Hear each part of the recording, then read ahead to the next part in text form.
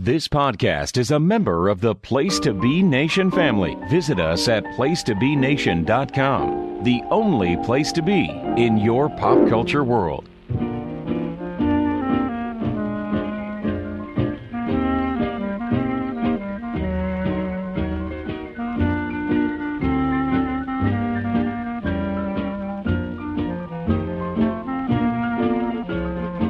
Hello, listeners, and welcome to episode number 40 of the Glenn Butler Podcast, Our Spectacular, where we're trying something a little different, or at least it's very different for me. We're going to be trying to focus on the positive for once in this world that is trying to tear us down.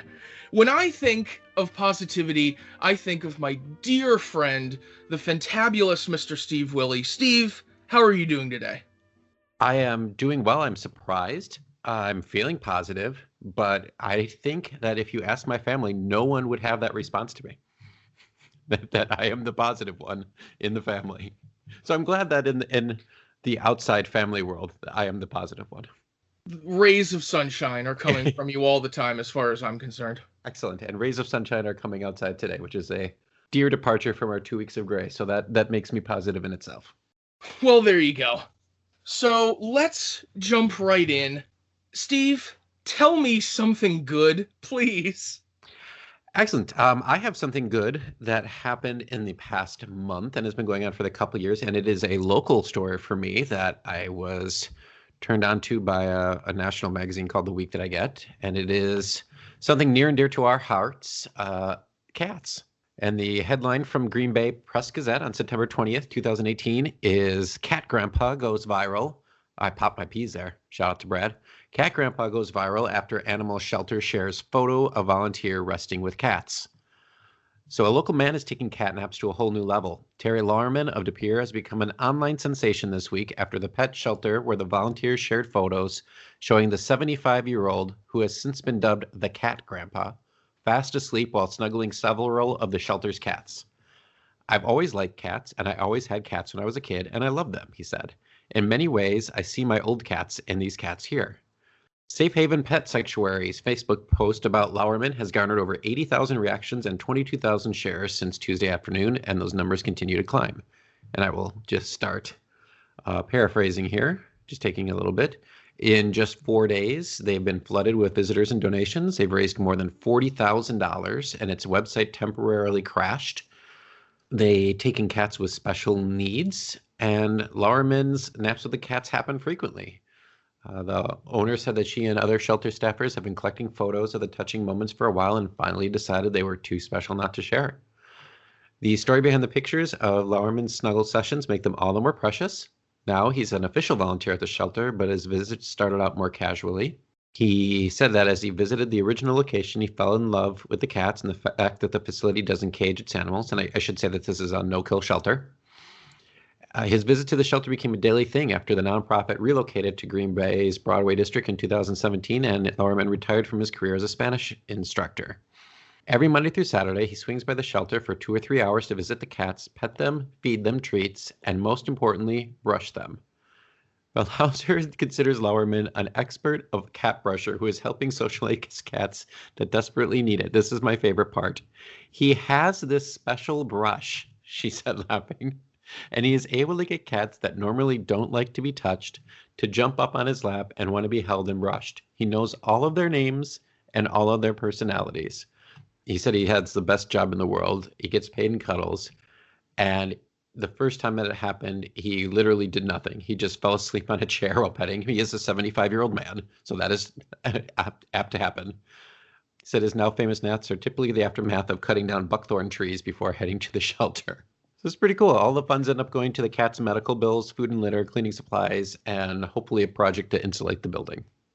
That is amazing. That is fantastic. Yes, this is a 75-year-old man, and there's tons of pictures on the Facebook page of this old man sleeping with the cats. There's one with the cat cuddled in between his legs from crotch to feet with his head on his thigh and the paw draped over the knee. It's pretty funny. So we'll definitely have to put the post on our webpage so people can see this wonderful old man who raised $40,000 in 4 days merely by napping.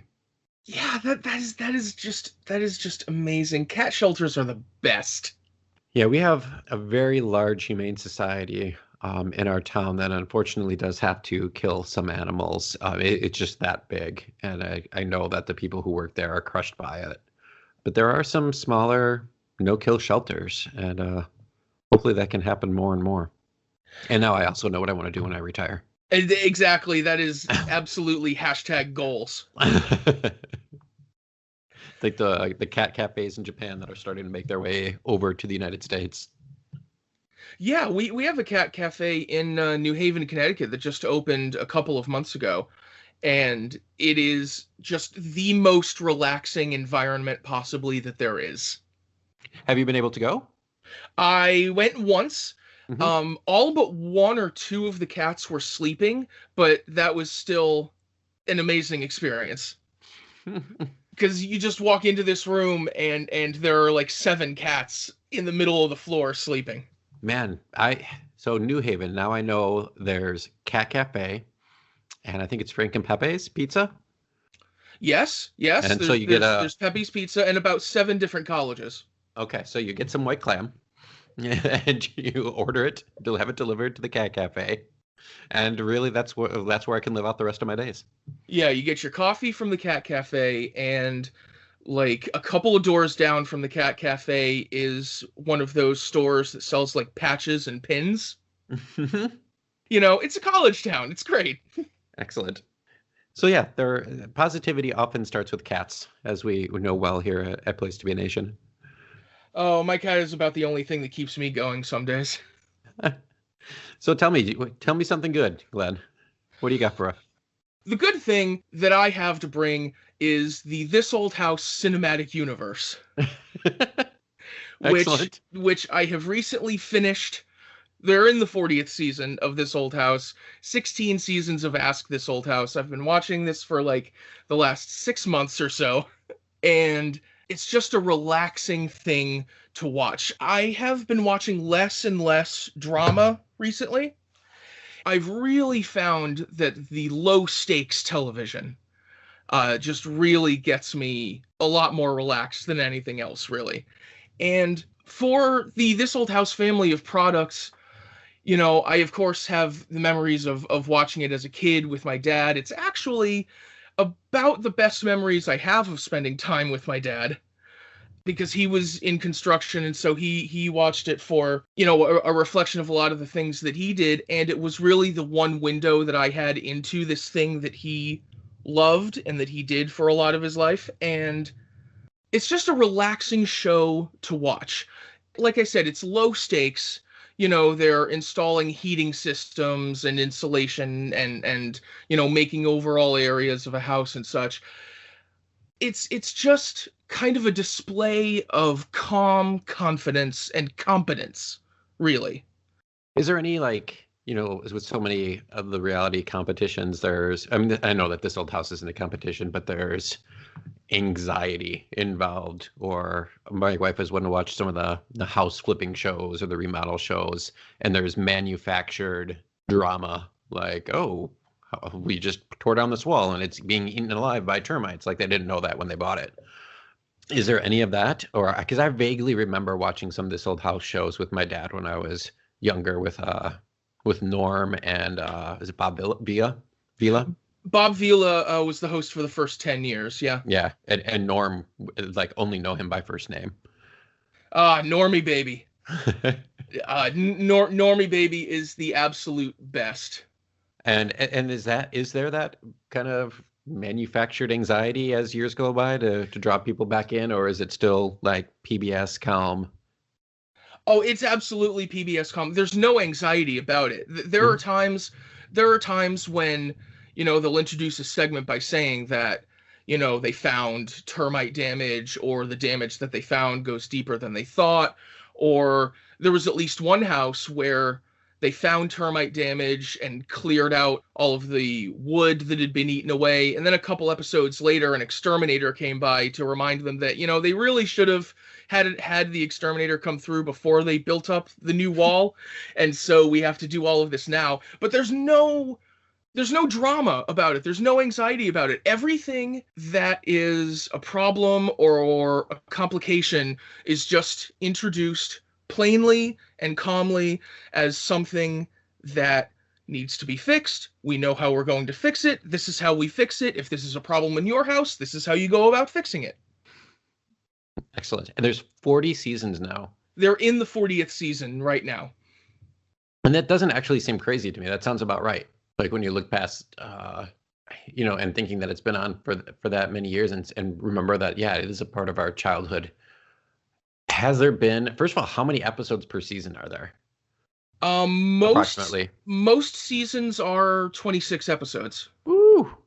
So we're talking about 1,000 episodes. Oh yes, yes, it's an extreme number of episodes. Of course, they're about 22, 25-minute episodes, so they're kind of bite-sized. What are the most you watched in one sitting? Or would that not be a positive thing to talk about? The most I've watched in one sitting is probably about an entire season. Excellent. I am I don't want to get too negative here because this is about being positive, but one of the negative things that I do with my evenings is just kind of get sucked into my phone, whether it be like on chats or just scrolling through Facebook or the news. And I feel like I need to do more of this kind of stuff, like just not necessarily binge shows, but actually spend a little bit more constructive time. And there are some shows that my family and I like to watch together. We watched American Ninja Warrior together, which same thing, not really much anxiety. It's more just like a sports competition, and there's uplifting stories, and everyone cheers each other on. And realizing that these are all like American and British shows with America and British in the title. Like, of course, like the Great British Bake Off. Oh man, we could do a whole thing on the Great British Bake Off. It is one of the very best shows. Yes. Yeah, we've watched 2 seasons, and that is another show where there should be a lot of anxiety, but there really isn't. Everyone, there's just like a little time crunch. There's, was it Ruby, who had clearly some sort of self-esteem issue and panicked all the time, but for the most part, it's a very happy, calm show with a nice British sarcastic humor in it as well. Yeah, it's incredibly different from the sort of baking and cooking competition shows that you get in the US, because there is the drama of the time element, but there isn't all this manufactured drama on top of it. There isn't the booming music or the host kind of yelling at everyone. Everyone is so supportive, even while they're competing. It's amazing. Right. The most tension you'll get is when Paul Hollywood raises his eyebrow when he doesn't agree with the method you're using when they're presenting the recipes for the first time. I mean, not that it isn't tense. I have been known to kind of yelp at points when someone like drops a pan as they're taking it out of the oven, or like time is running out and they're like furiously icing things, but it's wholesome. US cooking competition shows are not wholesome. Yeah, there's a lot of yelling. Even on a show like Nailed It, which is tongue-in-cheek, the basis of the show is that the contestants are terrible at what they do. So yeah, it's another one my youngest and I have been watching in the mornings, and if we're talking about positives in our personal life, man, I'm popping the piece. Sorry. America's Got Talent, I had never watched before. And my son and I have like 20 minutes, 30 minutes before school most days during the week. And he really started watching that show. And so we'll just sit down and snuggle on the couch. And I would have thought it would be like an American Idol, like You Stink type show, just putting people down. The people who are bad are clearly in on the joke. They know that, they're ringers. They're brought in to entertain the crowd and be dumb. But the positive stories, I probably cry at least 2 or 3 times an episode. Like, positive tears, not like cry about humanity. It's just like all these uplifting stories, like, 13-year-olds with hard lives, and singing is all that they have, and it's just them and their mom, and then they just nail it, and the crowd gives them a standing ovation, and you can just see their self-esteem raise, right in front of you. Or dance groups that there's a great dance troupe in this current season from the Philippines who they're just out there doing a dance routine, and Simon Cowell, who is wonderful on that show, is just like, yeah, seen this before, and all of a sudden they get out like Cher height heels, and all men, and they start doing like mega backflips landing on the heels, and it's amazing to see the athleticism, and the crowd embrace it, and my 7-year-old popping for it pretty big time. It's really an uplifting show that I didn't expect. So in terms of American non-PBS or BBC shows, definitely one to look out for.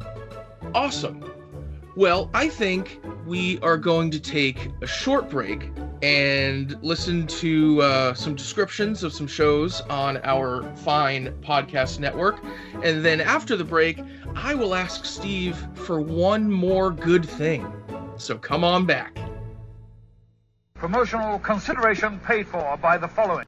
Owens Corning Fiberglass Corporation, manufacturers of residential building products. PlayStation Nation's Justin Rosero and Chad Kimball here, and we want to let you know that we have a ton of great podcasts available to you on iTunes, Stitcher, Google Play, and PlayStation.com, and we now offer them to you on 2 great feeds. On the PlayStation Wrestling feed, we bring you The Mothership, the place to be podcast, Main Event, Survey Says, Wrestling Warzone, a Monday Night Wars podcast retrospective, No Holds Barred, Jeff Learns Wrestling, and our monthly pay-per-view reaction shows. On top of that, we're also dipping into the vault, re-releasing the entire catalog of where the big boys play for your enjoyment. In addition to these full-length shows, we also deliver special network pod blasts on topics old and new. The Place to Be Nation Pop feed is loaded with great content, offering such tremendous shows covering the land of pop culture, such as Geek and Sassy, Talkin' Pop, the Glenn Butler Podcast Hour Spectacular, Sunday Groove, PTB in Play, Freak Out Drive-In, Songs with Friends, Looking Forward, Looking Back, and Lucha Undead, as well as a veritable podcast heaven for comics fans with the hard-traveling fanboys, Sellers Points, Conversation Comics, DC Post-Crisis Management, Marvel Age, and Marvel Age Masterclass, plus weekly pod blasts that cover the gamut of comic topics. The feed is also filled with insightful sports content, including the NBA team, This Week in the NFL, and more. And you can find all these current shows, plus archives of our past podcasts, including The Kevin Kelly Show, as well by subscribing to both feeds on iTunes. And while there, be sure to rate and leave feedback as well. All of these shows, plus others available at PlayStation.com. We cover pro wrestling, sports, movies, comics, in-depth stretch projects, and more. Be sure to support our site by using PlayStation.com/Amazon while doing your online shopping. And download our free PTB Vintage Vault Refresh ebooks via the links on our site. We also want to thank our friends at Boneheads Wing Bar, ProWrestlingOnly.com, and TheHistoryOfWrestling.com. Be sure to follow us on Facebook, Twitter, Instagram, and Tumblr as well. PlayStation.com, the only place to be in your pop culture world.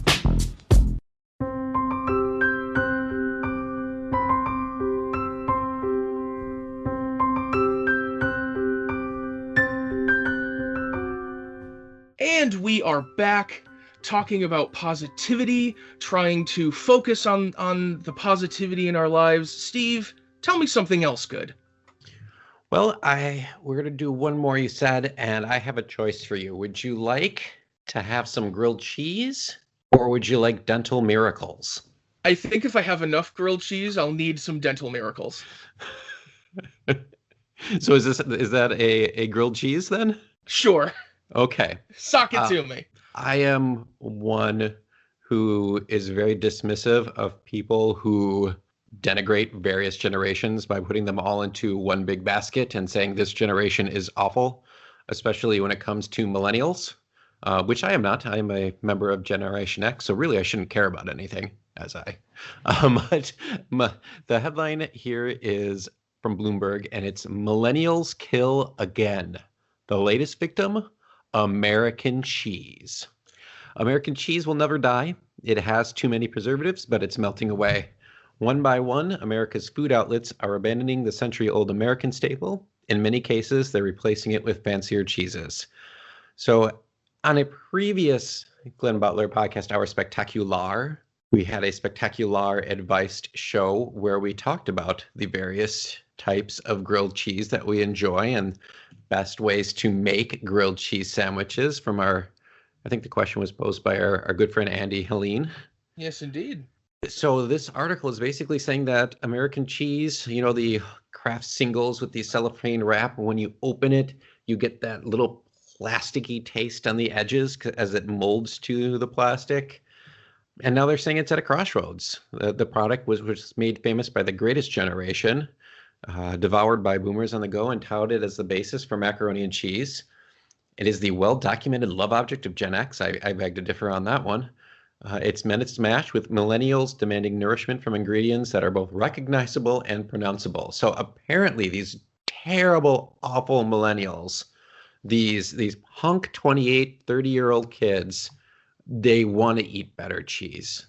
I don't see how that's a bad thing, but apparently it is. Don't rely on anecdotal evidence. It says the data shows that processed cheese like Kraft Singles and Velveeta. Did you ever have Velveeta when you were a kid?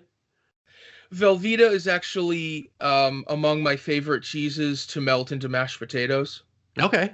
I haven't seen it in years, but it was, I think it was like one of the things we would use to make mac and cheese. You'd unwrap the aluminum foil, get out the cheese slicer, and just take a blop of it, which I believe is a correct cooking term. It's a scientific measurement, absolutely. Yeah, you take a big blop and you put it in, and it melts wonderfully. Yeah, that's the thing about American cheese and Velveeta, these highly processed cheeses. They do melt fantastically. I believe this was the crux of our argument in the advice hour. Yes.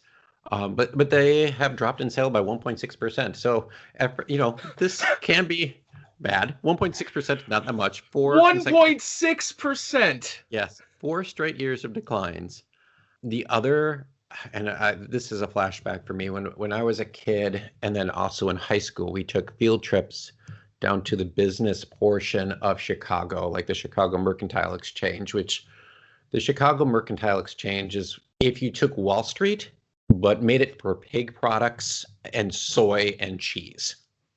So they do stocks in New York. Chicago does like hog futures.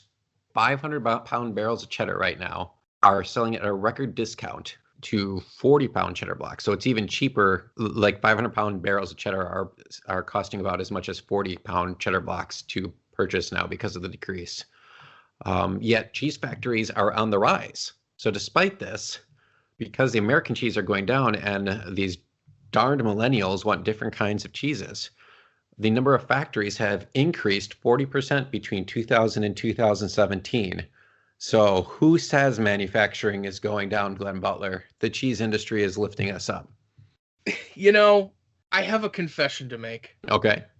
I have a 2-part confession to make. Uh-oh. Part 1, of course, I am one of those damn dirty millennials. And this is okay. Thank you. And confession the second, I've been thinking in just the last couple of days that maybe I should move away from American cheese as my preferred burger cheese. Yeah. Well, I have some new options that we never even explored before. Really?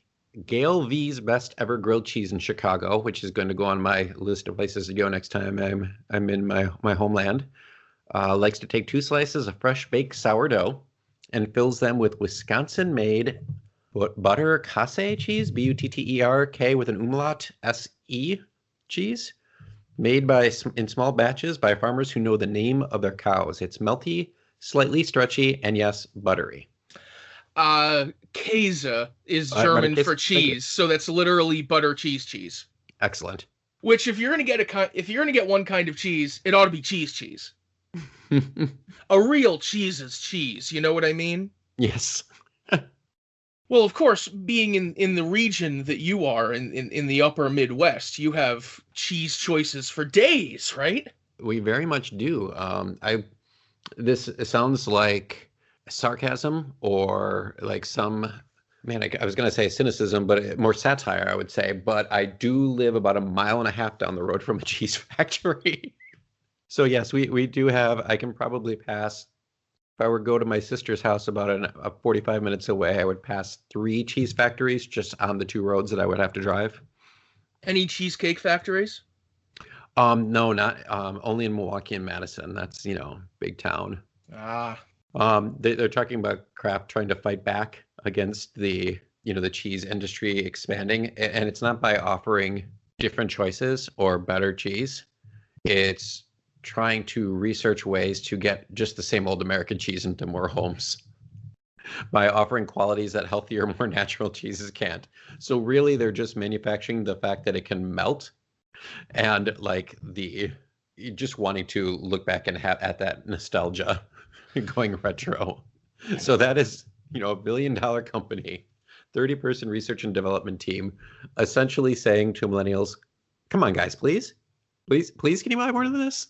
Okay, now, I'm not going to claim to be any sort of marketing genius, but Yes. I think maybe if you want people to buy and eat more of your cheese, you may make it taste better. I mean, I'm not going to criticize the taste, the feel of American cheese, the cheese of our lives, because I don't believe in that sort of food judgment. I also don't believe in the sort of chemical name fear complex Sure. that people have over the quote-unquote unpronounceable ingredients. Everything has ingredients that you can phrase in unpronounceable ways because everything is made up of, chemical elements. I don't understand the fear of, chemicals being named. Right. Rather than just an ingredient list that says cow stuff. And they have names for a reason. It's just a combination of atoms and molecules. That's all. Exactly. I mean, if you have issues with the amount of processing that goes into an American cheese or a Velveeta or whatever, fine. I get it. I mean, part of the reason that I was thinking of maybe giving it up is, tummy troubles. Mm-hmm. And if that's something that you get with certain cheeses, I get it. That's fine. But the unpronounceable chemical thing it gets my goat. But we're trying to stay positive. Right. And goat cheese also can be good. Goat stuff, yes. Goat stuff, yep. We do have goat cheese in Wisconsin. It's not just all cows. Yeah, so a little build up on sad, I guess, that American cheese is going away. Positive that, hey, our taste buds are expanding. Cheese manufacturing on the rise. We're trying new things. No one is getting hurt. It's making us happy. And there's something called butter cheese. Butter cheese does sound kind of amazing. It sounds like a great subtitle to an episode, to be honest. Well, I feel better. Do you feel better? I do feel a little better. Like I said, the sun is shining in. We can find things in the news to make us happy, that fill us up with joy. And hey, by spending time with friends and real live adults talking about our joys makes us all feel better. And hopefully that people listening will decide to do the same in their life. I can't think of a better way to close us out. Thank you very much, Steve, for sharing your positivity with me today. Listeners, I hope you feel a little better as we do. If you have something good that you want to tell us about, or if you would like to ask us an advice question for the Spectacular Advice Hour, I heartily encourage you to reach out to us at spectacularadvice@gmail.com. Steve, is there anything you're working on the Place to Be or on the internet, or a place that you would like to send our kind listeners? Oh, sure. I have been working on The Main Event with Scott Criscolo and the Godfather Nate Milton on a bi-weekly basis. That's a fun wrestling show. They talk about some current stuff, and then we look into god-awful Impact Wrestling pay-per-views, and then switch that off with classic Japanese wrestling reviews, and it's just kind of a good time. I'm trying to think what else I do. You can find me on Instagram, Steve Wille, Wille, #1, so Steve Wille 1, and I post odd things about maybe my family, myself, silly things that I'm doing with my life. And I find that it's a much better social media avenue than most in terms of being positive. Yeah, pictures of family, pictures of cats, amazing Yes. American Ninja content. Yes, I do have amazing American Ninja content that I carefully curate to make myself look somewhat good. You look amazing. You look amazing. If anyone would like to reach me, I am at Glenny Bunn on Twitter, on Tumblr, on Instagram. Oh-ho! Or you can listen to any of the other episodes of this podcast, of which there may be some soon. We shall see. Reach out to us. Thank you, Steve, again. Thank you, listeners, again. We will see you next time.